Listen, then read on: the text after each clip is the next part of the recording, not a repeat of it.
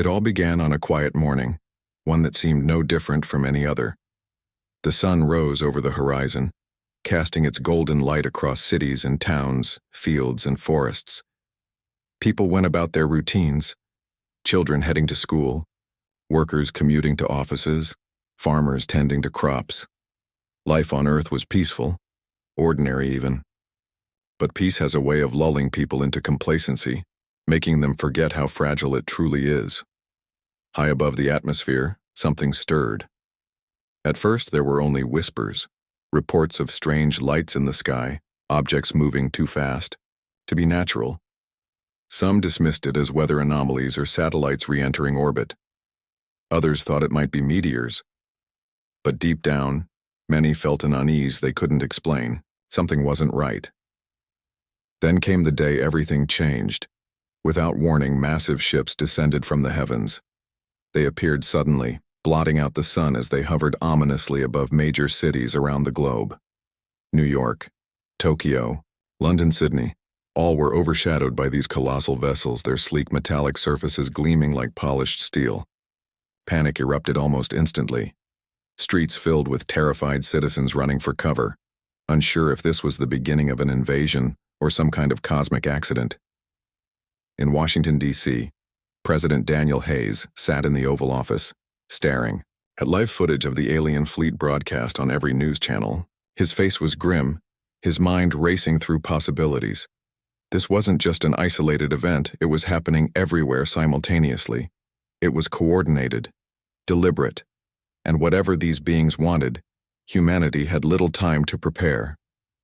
Within minutes, he called an emergency meeting with his top advisors. General Matthew Carter, head of the Joint Chiefs of Staff, arrived first, his uniform crisp despite the chaos unfolding outside. Dr. Laura Bennett, a renowned astrophysicist who had spent years studying potential extraterrestrial life, followed shortly after. Both looked tense but determined. "We've got reports coming in from every corner of the world," General Carter said, breaking the silence. "These ships are enormous, bigger than anything we've ever seen. No communication attempts so far, but satellite scans show energy readings off the charts." Dr. Bennett nodded, her expression thoughtful yet troubled. "If I had to guess, they're not here for tourism. Their technology is light years ahead of ours. We're talking advanced propulsion systems, energy shields. If they wanted to attack us, we wouldn't stand a chance." President Hayes leaned back in his chair, rubbing his temples. "Options?" he asked simply. Carter hesitated before speaking. "Our military forces are mobilizing, but against this? It's like throwing pebbles at a mountain. Without knowing their intentions, we're flying blind." "That's why we need him," Hayes said firmly, pointing to a file on his desk labeled Ethan Drake. Inside were details about a decorated military officer known for his unconventional strategies and unshakable resolve. Captain Ethan Crane wasn't just a soldier. He was a legend among those who served under him. Where others saw impossible odds, he saw opportunities. "He's stationed at Fort Bragg," Carter added. "I'll send someone to bring him in immediately." As plans were made in secret underground bunkers, ordinary citizens tried to make sense of what was happening. In Chicago, a young engineer named Olivia Parker watched the news unfold on her laptop while sipping coffee. Her apartment overlooked Lake Michigan, but today, she barely noticed the view. Instead, her focus was glued to images of the alien ships hovering above landmarks worldwide. She felt a mix of fear and fascination, a feeling shared by millions. Olivia wasn't just another spectator, though. She worked for a tech company specializing in cybersecurity, and her skills extended far beyond her job description. Over the years, she'd taught herself coding languages, hacking techniques, and encryption methods most professionals would envy. As the hours passed, she realized she could do more than sit idly by. Using her expertise, she hacked into global communication networks, broadcasting messages of hope and resistance directly to people's phones and TVs. "Don't give up," her voice echoed across screens worldwide. "We may be small, but we're not powerless. Together we can fight back." Her words spread like wildfire, inspiring makeshift militias to form in neighborhoods and towns. Farmers armed themselves with rifles. Teenagers built barricades from scrap metal, and families banded together to protect their communities. For the first time in history, humanity united, not under flags or borders, but as a single species facing extinction. Meanwhile, aboard the largest alien ship, Commander Krail observed Earth with cold detachment. To him, humans were insignificant, a primitive race clinging to a dying planet. His orders were clear: secure Earth's resources, eliminate resistance, and enslave the population. It was business, nothing personal. But as he studied footage of human defenses scrambling to respond, a flicker of curiosity crossed his face. These creatures weren't behaving as expected. Despite their inferior technology, they refused to surrender. Instead, they adapted, improvised, and fought back with surprising tenacity. Perhaps conquering Earth wouldn't be as easy as anticipated. Back in Washington, Ethan Drake entered the bunker escorted by 2 armed guards.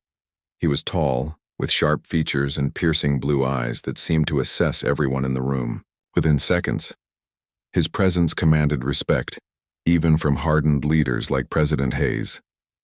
"Captain Drake," Hayes greeted him, standing to shake his hand. "We need your help." Ethan listened intently as the situation was explained. When they finished, he didn't hesitate. "Surrender isn't an option," he stated bluntly. "They think we're weak because they don't understand us. Let's prove them wrong." His confidence ignited a spark of hope in the room. For the first time since the crisis began, someone sounded like they believed victory was possible. But belief alone wouldn't win this war. They needed a plan, and fast. As discussions continued, Dr. Bennett mentioned Project Phoenix, a classified weapon still in development. Designed as a last resort, it utilized experimental fusion technology capable of destroying even the most advanced alien machinery. The catch? It wasn't ready yet. Completing it would require time they might not have. Ethan's eyes lit up at the mention of the project. "How long until it's operational?" he asked. "At least 72 hours, Bennett replied. "Maybe longer." "That's cutting it close," Ethan muttered. Then turning to Hayes, he added, "Give me 48 hours to buy us some breathing room. I'll hit them hard enough to slow them down." Hayes nodded, trusting Ethan's judgment. "Do whatever it takes." With that, preparations began. Fighter jets were scrambled, troops deployed, and civilians evacuated from target zones. Ethan took command of a squadron tasked with launching the first counterattack. Though outnumbered and outgunned, he remained unfazed. He knew the odds were stacked against them, but sometimes courage mattered more than numbers. As night fell, the alien fleet initiated its assault. Swarms of drones descended upon cities, unleashing devastating beams of energy that reduced buildings to rubble. Explosions lit up the skyline, shaking the ground beneath survivors' feet. Chaos reigned supreme, but amidst the destruction, pockets of resistance emerged. Ethan led his squadron into battle, weaving between enemy drones with precision and skill. Each strike counted, each maneuver buying precious seconds. Though losses mounted, his pilots managed to inflict significant damage, exploiting weaknesses in the aliens' formations. The message was clear: humanity wouldn't go down without a fight. From her apartment, Olivia monitored the battle remotely, analyzing patterns in the aliens' movements. She relayed critical intel to Ethan's team, helping them anticipate attacks and avoid ambushes. Her contributions proved invaluable, turning the tide in several key engagements. By dawn, the skies were eerily silent. The initial wave of drones had been neutralized, leaving behind smoldering ruins and countless casualties. Exhausted but alive, Ethan returned to base, knowing this was only the beginning. The real challenge lay ahead. The mothership loomed overhead, its power untouched. Despite the devastation, a glimmer of hope remained. Humanity had survived the first round, proving itself stronger than anyone, including the invaders, expected. And as Ethan stood amidst the wreckage, gazing upward at the alien fleet, he allowed himself a small smile. The galaxy had underestimated Earth once. They wouldn't make that mistake again. After the first wave of attacks, Earth stood battered but unbroken. The alien drones had wreaked havoc across cities, leaving behind trails of destruction that would take years to rebuild, if humanity survived long enough to try. Fires burned. In the distance, smoke choking the air as emergency teams worked tirelessly to save what they could. Yet amidst the chaos, there was a strange sense of unity. For the first time in history, people from every corner of the globe came together, bound by a shared purpose: survival. In Washington, D.C., the underground bunker buzzed with activity. President Daniel Hayes moved between rooms, checking on updates and issuing orders. His face was lined with exhaustion, but his eyes burned with determination. He knew the next few hours would determine the fate of humanity. If they faltered, now it would mean the end. Ethan Drake sat at a table littered with maps, star charts, and hastily scribbled notes. Around him were General Matthew Carter, Dr. Laura Bennett, and a handful of military strategists. Each person brought something vital to the table: experience, intelligence, or raw grit. But Ethan was the glue holding them all together. His calm demeanor masked the storm brewing inside him. He understood the stakes better than anyone. This wasn't just about winning a battle. It was about preserving everything Earth represented. "We've got maybe 48 hours before they send another wave," Carter said, pointing to a monitor displaying satellite footage of the alien fleet. "Their losses were minimal compared to ours. They'll regroup and come back stronger." Dr. Bennett leaned forward, her fingers tracing lines on a holographic projection of the mothership. "If we don't disable their central command soon, we're finished. That ship is controlling everything: the drones, the shields, even their communication systems. Take it out and the rest will fall apart." Ethan nodded thoughtfully. "Agreed. But getting close to that thing won't be easy. Their defenses are too advanced for our current tech."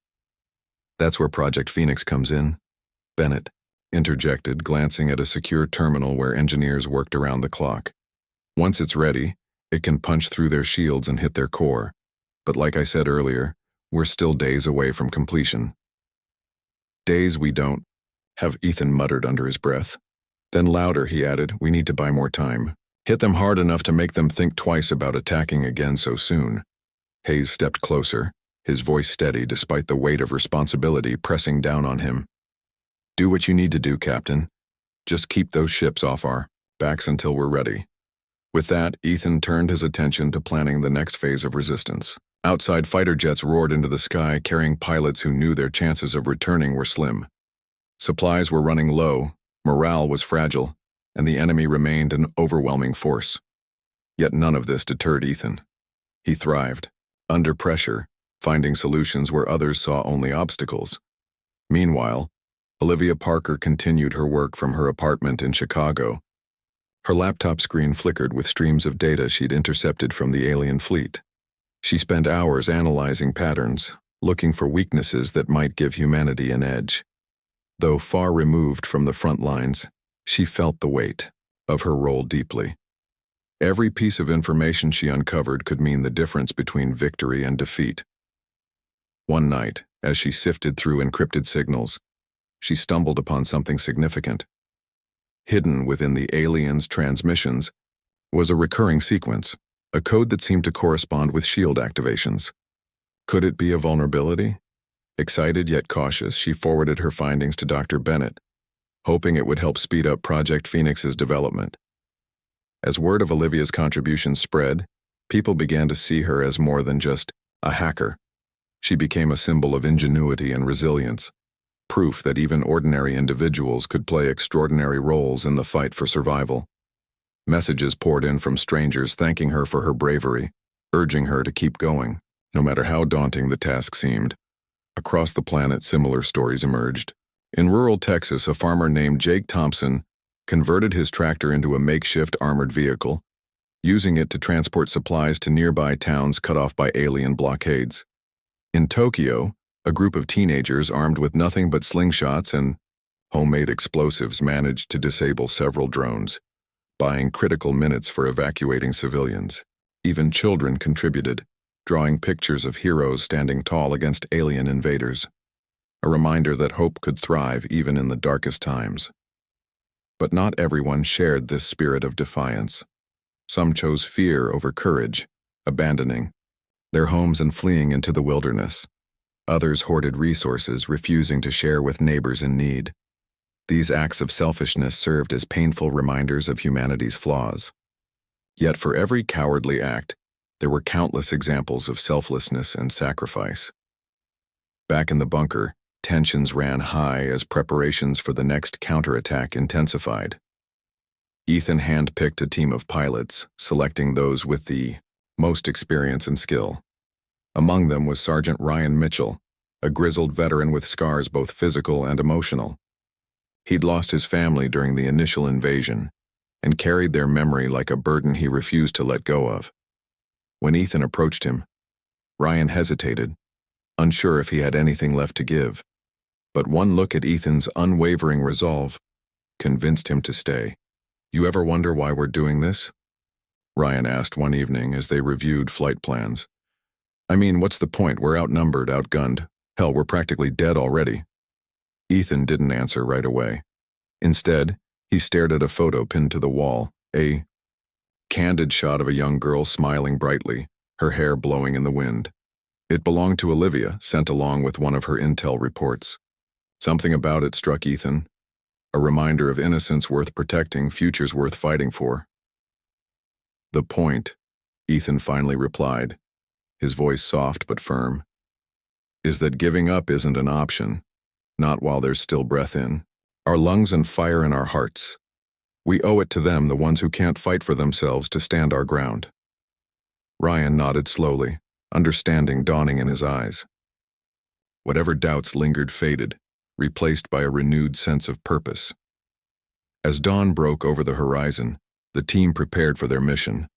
Fighter jets lined the runway, engines roaring to life as pilots climbed into cockpits. Ethan led the briefing, outlining their objectives: disrupt supply lines, target key installations, and draw enemy forces away from civilian areas. It was a risky plan, bordering on suicidal, but they had no other choice. Before climbing into his own jet, Ethan paused to address the group. "Listen up," he said, his voice carrying over the noise. "Today we show them exactly who we are. We're not weak, we're not afraid, and we sure as hell aren't backing down. Let's make them regret ever setting foot in our skies." Cheers erupted, echoing across the tarmac as engines revved and planes taxied into position. Within moments they were airborne, streaking toward the alien fleet like arrows aimed at a giant. Below, crowds gathered to watch, their faces filled with a mixture of awe and dread. Whether this mission succeeded or failed, it marked a turning point, not just in the war, but in how humanity viewed itself. High above, Commander Crail observed the approaching squadron with mild interest. To him, these humans were little more than pests, buzzing around futilely. Still, their persistence intrigued him. No other species had dared challenge the Empire so boldly. Perhaps there was merit in studying them further before wiping them out entirely. But intrigue quickly gave way to annoyance when the human fighters launched their assault. Using hit-and-run tactics, they darted between larger ships, targeting weak points and exploiting gaps in the formation.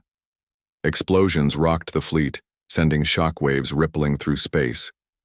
Though minor compared to the overall size of the Armada, the damage was enough to disrupt operations temporarily. Furious, Crail ordered retaliation.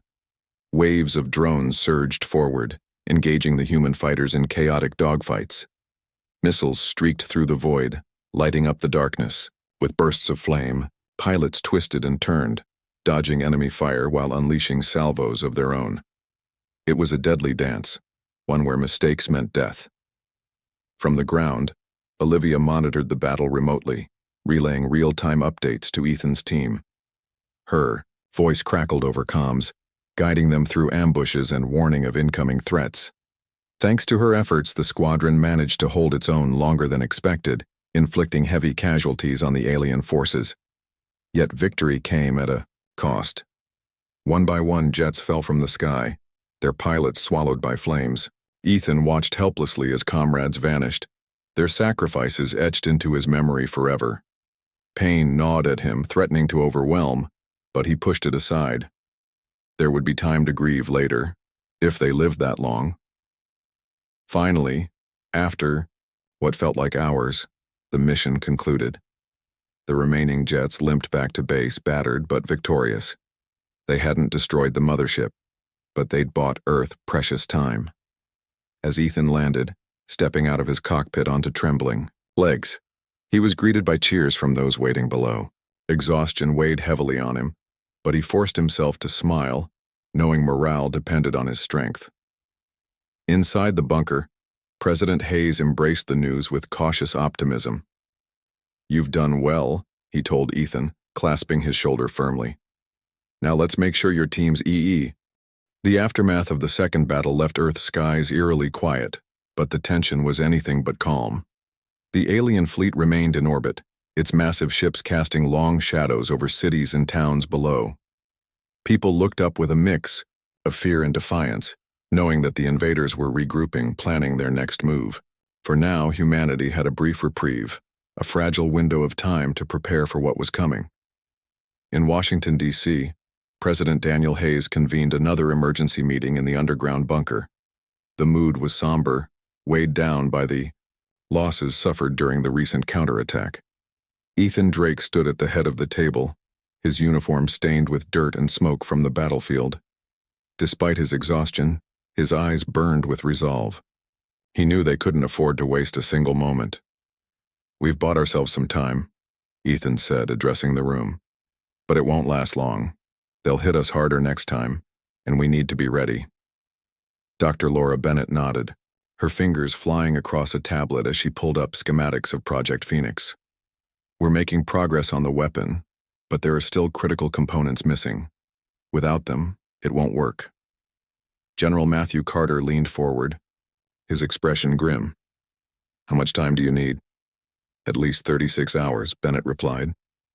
"Maybe more if we run into complications." "That's cutting it too close," Carter muttered, shaking his head. "If they send another wave before then—" "They will," Ethan interrupted, his voice firm. "Which is why we need to keep them distracted. We can't let them focus on finishing us off while we finish this weapon." Hayes sighed, rubbing his temples. "What's your plan, Captain?" Ethan took a deep breath before speaking. "We strike again. This time we aim for one of their smaller support ships. Take out enough of those, and they'll have to divert resources to protect themselves instead of attacking us." The room fell silent as everyone considered the proposal. It was risky, perhaps even suicidal, but none of them could deny the logic behind it. If they sat back and waited, the aliens would crush them without hesitation. Action, no matter how dangerous, was better than inaction. "All right," Hayes said finally. "Do whatever it takes. Just make sure we survive long enough to use that weapon." With the president's approval, Ethan began assembling a new team for the mission. Among them was Sergeant Ryan Mitchell, who had proven himself invaluable during the previous assault. Though haunted by the loss of his family, Ryan fought with a ferocity that inspired others. His presence alone boosted morale, reminding everyone why they were fighting. As preparations continued, Olivia Parker played a crucial role from afar. Using intercepted alien transmissions, she identified potential targets for the upcoming attack. One particular support ship stood out. It was responsible for supplying drones and energy reserves to the larger vessels. Taking it out would cripple the enemy's ability to launch sustained assaults. "This is our best shot," Olivia explained over a secure video call with Ethan. Her face was pale but determined, framed by messy strands of hair falling loose from her ponytail. "Hit this ship hard enough and they'll scramble to defend the rest. It might buy us the time we need." Ethan studied the coordinates she'd sent, committing them to memory. "Good work, Olivia. Keep feeding us intel like this and we just might pull this off." Meanwhile, Commander Crail aboard the mothership grew increasingly impatient. The humans' resistance baffled him. Every encounter revealed new tactics, new strategies. Their technology was primitive compared to his own, yet they adapted quickly, exploiting weaknesses he hadn't anticipated. It was infuriating and intriguing. Crail decided it was time to end this charade. He ordered a holographic envoy to descend to Earth, intending to deliver an ultimatum. If the humans refused to surrender, he would unleash the full might of the Empire upon them. There would be no mercy, no quarter given. When news of the envoy's arrival reached the bunker, President Hayes turned to Ethan. "You're going to meet them," he said simply. Ethan didn't argue. Someone needed to represent humanity, to show these invaders that Earth wasn't afraid. As he prepared to leave, Ryan approached him, his expression unreadable. "You sure about this?" Ryan asked quietly. "They're not exactly known for playing fair." "I don't expect them to," Ethan replied, checking his sidearm one last time. "But we're not here to negotiate. We're here to send a message." The meeting took place in a desolate field outside Chicago, chosen for its isolation. A sleek, glowing figure materialized before Ethan, its form shifting like liquid metal. The envoy's voice echoed unnaturally, devoid of emotion. "You have resisted the inevitable," it declared. "Your species is weak. Your planet insignificant. Surrender now or face annihilation." Ethan stepped forward, meeting the envoy's gaze without flinching. "You think we're weak because you don't understand us. But let me make one thing clear. You've made a big mistake coming here. Humanity doesn't give up. We don't back down. And if you want this planet, you'll have to take it from us." The envoy tilted its head slightly as if processing his words. Then it spoke again, its tone mocking. "Courage is irrelevant when faced with superior power. Your defiance is amusing, but futile." With that, the envoy vanished, leaving Ethan standing alone in the empty field. He clenched his fists, anger simmering beneath the surface. These invaders underestimated humanity, dismissing them as nothing more than pests to be exterminated. They had no idea what they were dealing with. Back at the bunker, Ethan relayed the exchange to Hayes and the others. "They're arrogant," he said. "They think they've already won. That's going to be their downfall." Work on Project Phoenix intensified, fueled by renewed determination. Engineers worked around the clock, assembling the final pieces of the weapon. Dr. Bennett coordinated efforts, her sharp mind piecing together solutions to problems that seemed insurmountable. Meanwhile, Olivia continued analyzing alien data, uncovering patterns that could help refine the weapon's targeting systems. As the hours ticked by, the sense of urgency grew palpable. Everyone knew the clock was running out. Outside, civilians braced themselves for another attack, fortifying shelters and stockpiling supplies. Rumors spread about the mysterious weapon being developed, offering a sliver of hope amid the despair. Finally, the moment arrived. Ethan led his team into the air once more, their jets roaring toward the designated target. The support ship loomed ahead, its hull gleaming ominously against the backdrop of space. Enemy drones swarmed around it, forming a protective barrier that would be nearly impossible to penetrate. "This is it," Ethan said over the comms, his voice steady despite the chaos erupting around him. "Stay sharp, and remember why we're here." The battle was fierce, a maelstrom of explosions and streaks of light as human fighters clashed with alien drones. Ethan maneuvered his jet with precision, dodging enemy fire while lining up shots. Each missile launched brought them closer to their goal, each successful hit weakening the support ship's defenses. But the cost was high. Jets spiraled out of control, their pilots lost to the void. Ethan watched comrades fall, their sacrifices etched into his heart. Pain clawed at him, threatening to overwhelm, but he pushed it aside. Now wasn't the time to grieve. At last, the support ship erupted in a brilliant flash of light, its destruction sending shockwaves through the alien fleet. Cheers erupted among the surviving pilots, their voices crackling over the comms. They'd done it. They'd struck a blow that would force the invaders to rethink their strategy. As Ethan guided his damaged jet back to base, he allowed himself a small smile. Humanity had proven itself once again, showing that courage and ingenuity could overcome even the greatest odds.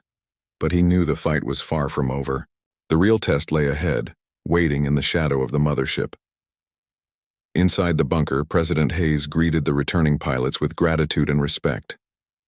"You've given us a fighting chance," he said, his voice filled with emotion. "Now, let's make sure we don't waste it." Work on Project Phoenix entered its final stages, the weapon now fully assembled and ready for deployment. All that remained was to transport it to a secure launch site and activate it. Everyone understood the risks involved. If the weapon failed, Earth would be defenseless. As dawn broke over the horizon, Ethan stood alongside Ryan, watching technicians load Project Phoenix onto a transport vehicle. The weight of responsibility pressed down on him, but he felt a flicker of hope. Humanity had come so far, defying expectations at every turn. Perhaps, just perhaps, they could win this war. Commander Krail observed the destruction of the support ship with mounting frustration.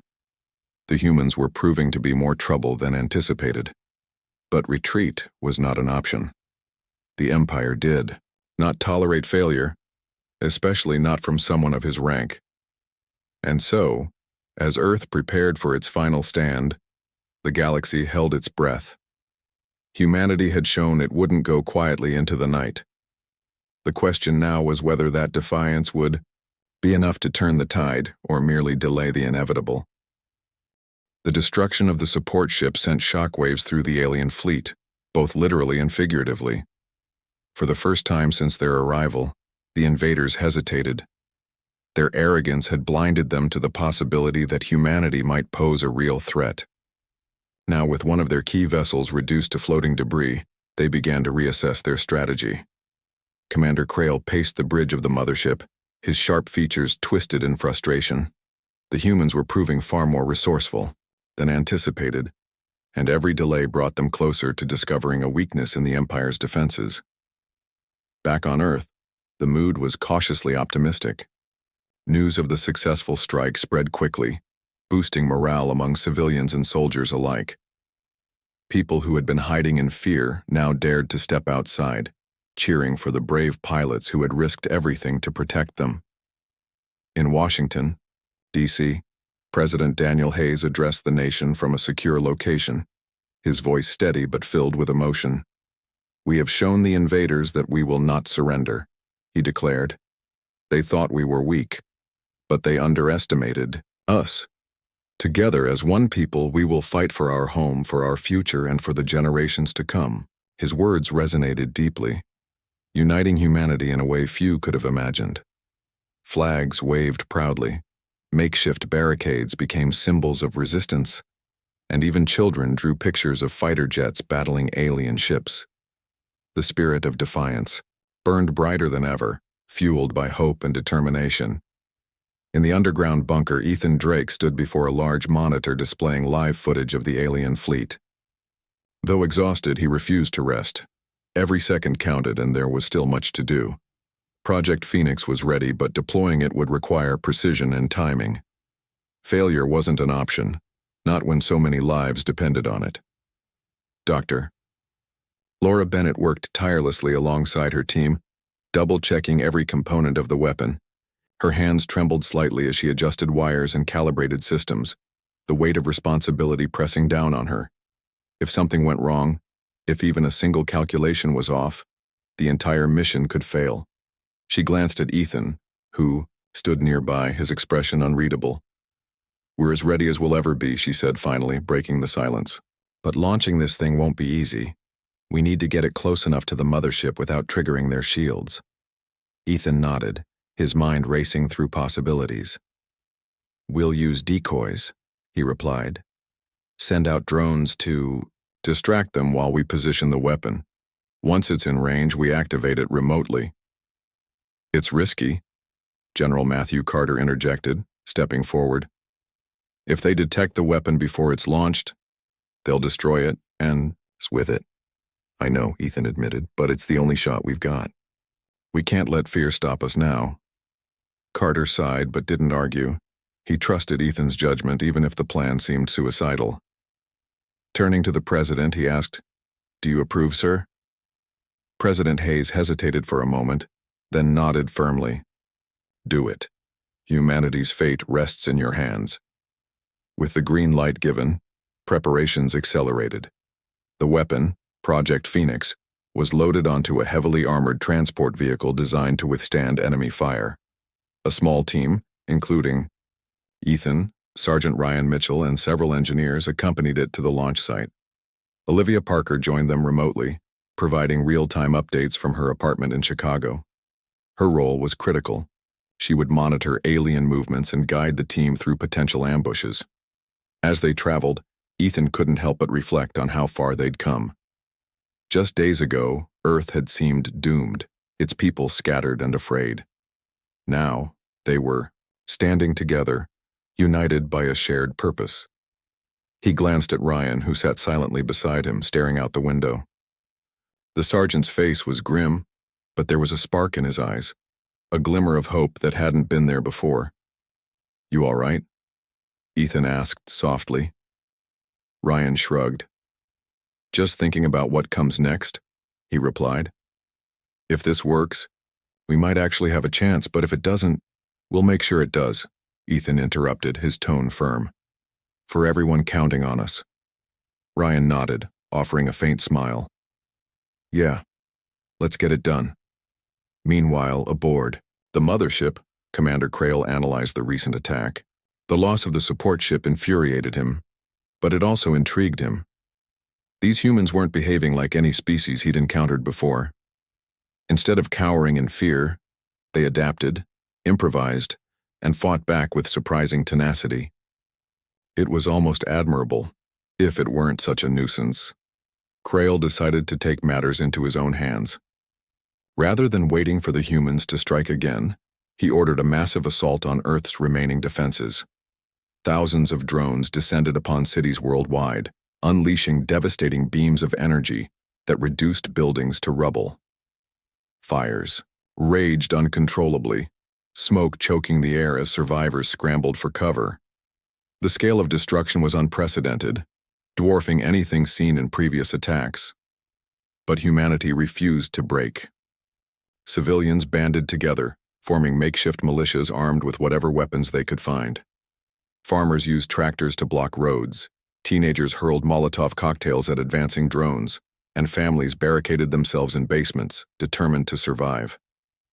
Even in the face of overwhelming odds, they stood their ground, refusing to give up. Ethan and his team pushed forward despite the chaos unfolding around them. Reaching the launch site was no easy task. Alien patrols roamed the skies, searching for signs of resistance. At one point, their convoy came under heavy fire, forcing them to abandon the vehicles and continue on foot. Carrying the weapon proved challenging, but they pressed on, driven by sheer willpower. Olivia's voice crackled over their comms, guiding them through narrow streets and avoiding enemy forces. "Stay low and move fast," she urged. "There's a patrol heading your way. You've got maybe 30 seconds before they spot you." Ethan motioned for the team to hurry, ducking behind cover as the sound of engines grew louder. Moments later, a swarm of drones zoomed overhead, narrowly missing their position. Everyone held their breath, hearts pounding as the machines disappeared into the distance. "That was too close," Ryan muttered, wiping sweat from his brow. "Keep moving," Ethan ordered, his voice calm but urgent. "We're almost there." Finally, after what felt like hours, they reached the launch site, a remote hilltop overlooking the city. From here, they could see the mothership hovering ominously above, its massive form blotting out the stars. Setting up Project Phoenix took precious minutes, each second feeling like an eternity. Engineers worked frantically, connecting wires and running final checks. "All systems are go," Dr. Bennett announced, her voice trembling with exhaustion. "Ready to launch on your mark." Ethan turned to the team, his expression resolute. "This is it. Once we activate the weapon, there's no turning back. Are you with me?" A chorus of affirmatives answered him, each member standing tall despite the fear gnawing at them. They knew the risks, but they also knew what was at stake. "Activate the decoys," Ethan commanded, watching as unmanned drones took to the sky, drawing enemy fire away from their position. "Now, launch Project Phoenix." With a deafening roar, the weapon shot into the air, trailing flames as it soared toward the mothership. For a brief moment, everything seemed to slow down. The team watched anxiously, their hearts in their throats, as the projectile approached its target. Then, Just as it neared the ship, alarms blared across the alien fleet. "They've detected it," Olivia shouted over the comms. "You've got incoming fighters closing in fast." Ethan cursed under his breath, grabbing a rifle and taking aim at the approaching drones. Ryan and the others followed suit, firing relentlessly to hold off the attackers. Explosions lit up the night sky, shaking the ground beneath their feet. Despite the chaos, Ethan kept his focus on the weapon, praying it would reach its destination in time. Then, with a blinding flash of light, Project Phoenix struck the mothership. The impact sent shockwaves rippling through space, knocking out power grids and disabling shields. Cheers erupted among the team, relief washing over them as they realized the weapon had worked, but their celebration was short-lived. Dozens of alien fighters swarmed the area, intent on exacting revenge. Ethan and his team fought valiantly, their ammunition running dangerously low. Just when it seemed all hope was lost, reinforcements arrived, Earth's last remaining fighter jet swooping in to provide cover. "Fall back," Ethan yelled, leading the group toward safety. "We've done our part, now it's up to them to finish the job." As they retreated, the mothership began to collapse in on itself, its core destabilized by the weapon's blast. Fire and debris rained down from the sky, illuminating the battlefield below. Humanity had struck a decisive blow, proving once and for all that they were not to be underestimated. Commander Krail watched in disbelief as his flagship crumbled around him. His failure would not go unpunished, but for now he could only stare at the wreckage, humbled by the resilience of a species he had dismissed as insignificant. On Earth, people poured into the streets, celebrating their hard-won victory. Though battered and bruised, they stood tall, proud of what they had achieved together. Ethan looked up at the sky, a quiet smile crossing his face. The galaxy had made a grave mistake underestimating humanity, and they would never forget it. The explosion of the mothership lit up the sky like a second sun, its fiery remnants raining down across the horizon. For a brief moment, the world fell silent, as if holding its breath. Then, slowly the cheers began, tentative at first, but growing louder and more confident with each passing second. People emerged from shelters, their faces streaked with dirt and tears, yet glowing with hope. Against all odds, humanity had struck a blow that would echo through the stars. In Washington, D.C., President Daniel Hayes watched the live footage of the collapsing mothership with a mixture of awe and relief. He turned to his advisors, his voice thick with emotion. "We've done it," he said, his words barely above a whisper. "They thought we were weak, but we showed them otherwise." "General." Matthew Carter nodded, though his expression remained cautious. "This isn't over yet," he warned. "There are still ships out there, and they won't take this lying down." Dr. Laura Bennett agreed, her mind already racing ahead to the next steps. "We've crippled their command center, but the rest of the fleet will regroup. If we want to survive, we need to act fast." Ethan Drake stood nearby, his body weary but his spirit unbroken. The mission had succeeded, but the cost weighed heavily on him. He thought of the pilots who hadn't returned, the engineers who had worked themselves to exhaustion, and the countless civilians who had lost everything.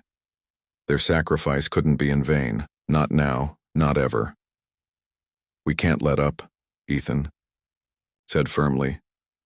"If anything, this is just the beginning. They'll come back stronger, angrier. We need to prepare for the worst." As dawn broke over the horizon, the alien fleet began to retreat.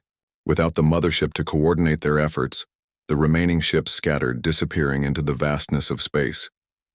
It was a temporary victory, but one that gave Earth a chance to breathe, to rebuild and regroup before the inevitable counterattack.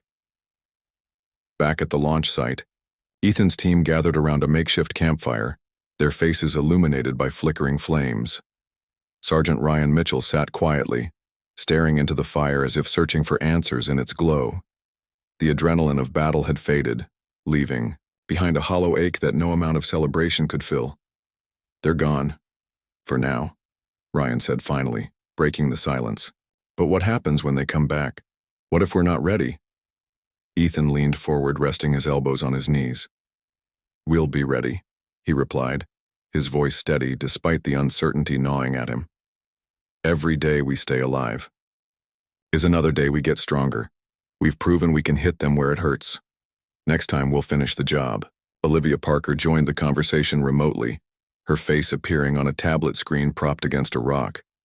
She looked exhausted, dark circles underlining her eyes, but there was a spark of determination in her gaze. I've been analyzing the data from the attack, she explained. Their shields aren't completely gone, they're damaged but not destroyed. If we want to take them out permanently, we'll need something bigger than Project Phoenix. Bigger? Ethan raised an eyebrow. You mean build another weapon? Not exactly, Olivia replied. I think I found a way to modify Phoenix. If we can amplify its power output, we might be able to disable their entire fleet in one shot, but it'll require more resources and more time. Time was a luxury they didn't have, but Ethan knew they couldn't afford to hesitate. Do what you need to do, he told her. We'll find a way to hold them off until you're ready. Across the globe, humanity worked tirelessly to recover from the devastation. Cities lay in ruins, their skylines reduced to jagged skeletons of steel and concrete. Emergency teams scoured the wreckage, searching for survivors and tending to the wounded. Supplies were scarce and tensions ran high, but acts of kindness and solidarity reminded everyone why they were fighting. In Tokyo, a group of volunteers transformed a bombed-out school into a shelter, providing food and medical care to those in need. In rural Texas, farmers pooled their resources to feed displaced families, sharing what little they had without complaint. Even children pitched in, collecting water and helping care for younger siblings. Humanity wasn't just surviving, it was thriving in the face of adversity. Commander Krail, meanwhile, retreated to the safety of the Empire's nearest outpost.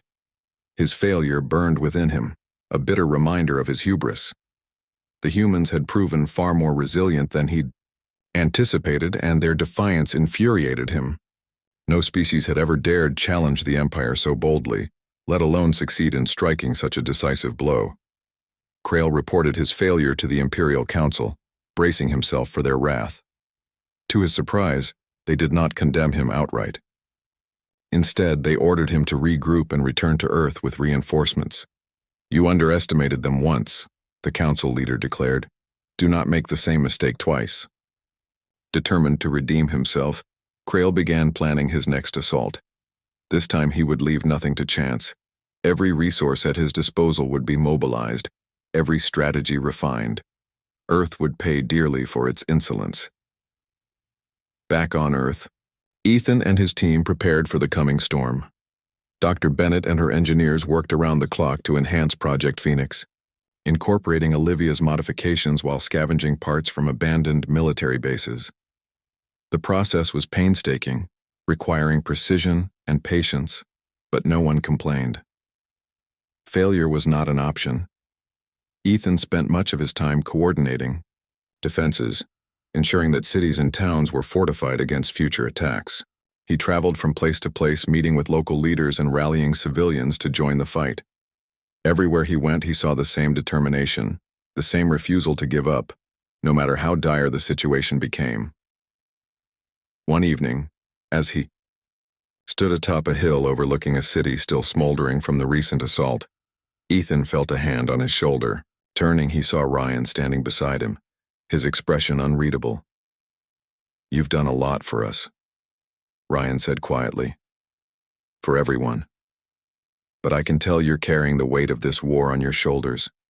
You don't have to do it alone. You know, Ethan sighed, looking away. It doesn't feel like enough, he admitted. No matter what we do, they keep coming. How many more lives will we lose before this is over? Ryan hesitated, then placed a firm hand on Ethan's shoulder. We'll lose more if we stop fighting. That's the truth. But every life we save, every ship we destroy, it matters. Don't forget that. His words resonated deeply, grounding Ethan in the present. He nodded, offering a faint smile. Thanks, Ryan. I needed to hear that. As days turned into weeks, Earth transformed into a fortress. Barricades lined streets.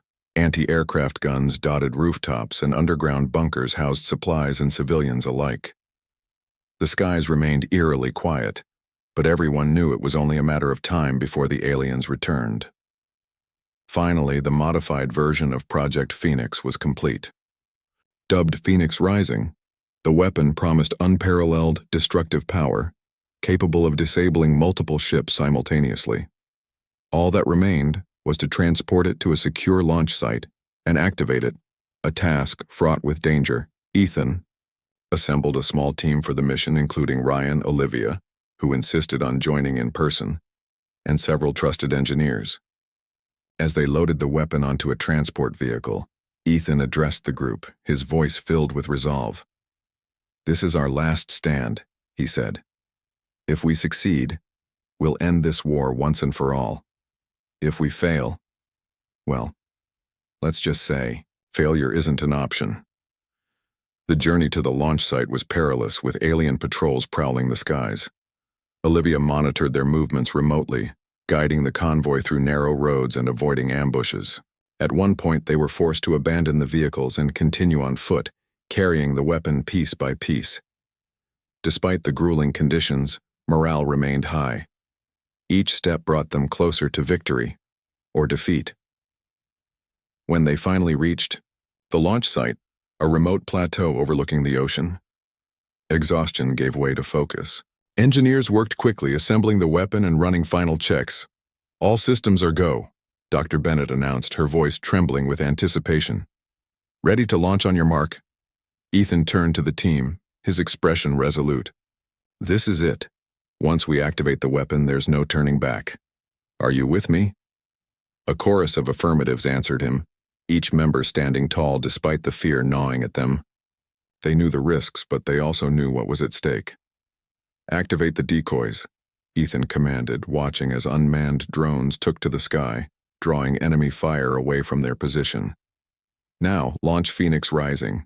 With a deafening roar, the weapon shot into the air, trailing flames as it soared toward the approaching alien fleet.